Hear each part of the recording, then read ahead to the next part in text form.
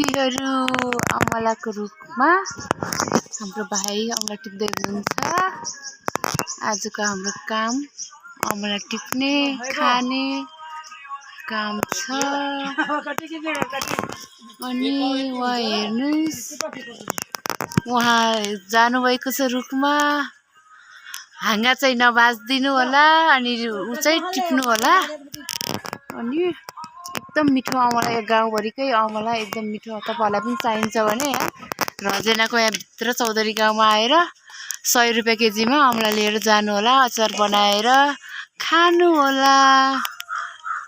तर डेली पनि 1-2 पिस चाहिँ खानु होला। यतिकै काचै धोएर खानु होला, शरीरको लागि एकदमै राम्रो हुनेछ।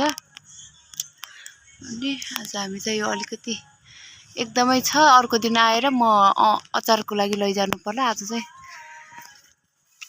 त्यति फुर्सद छैन साथीहरू।